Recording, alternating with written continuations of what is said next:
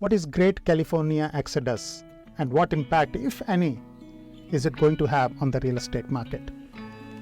Well, I think it's grossly overrated.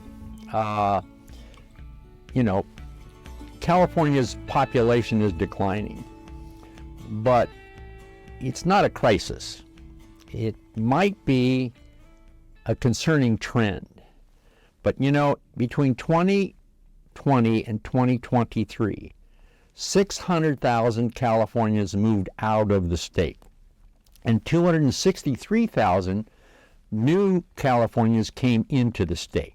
That's a net loss of $300,000 population plus. That's less than 1% of our state with 40 million people. What is disturbing about that statistic, however, is that those fleeing the state to Texas, Arizona, places like that, took $29 billion of taxable income with them. That's a 30% reduction in lost revenue and lost income to the state of California. San Jose lost 50,000 residents since 2020, dropping San Jose from the 10th largest city in the country to the 12th largest city in the country. Significant, yes. A crisis, no. There are many reasons why you lose population. Certainly, but it's not just people fleeing to Texas or Arizona, Florida, or wherever. A decrease in births. Significant births are down significantly. California has the lowest birth rate. It's at the birth rate in California is an all-time low. Reduced immigration has significantly impacted California. The rise in deaths, many of them COVID-related. And fewer people simply coming to California than there used to be. Where did the people go that left the state? Well, they went to Texas, Arizona, Nevada, Idaho, Washington, Oregon.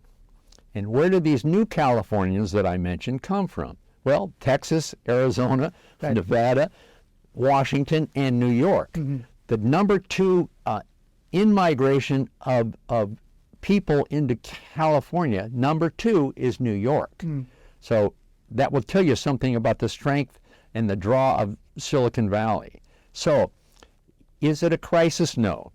Is it a concerning trend? I think so. Possibly, at least the trend is so. But the demise of Silicon Valley, which has been named the doom loop, mm-hmm. Particularly for offices. Well, the doom loop, I think, is turned into a loop-de-loop.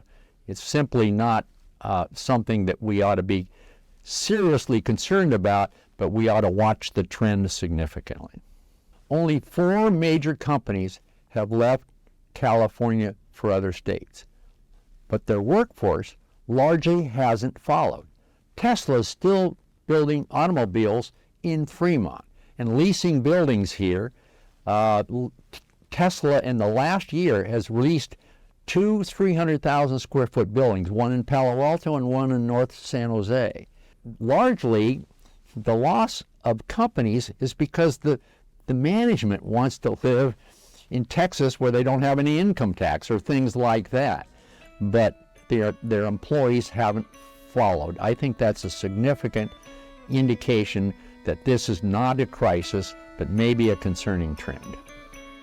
Check the full episode on our YouTube channel and on Apple Podcast.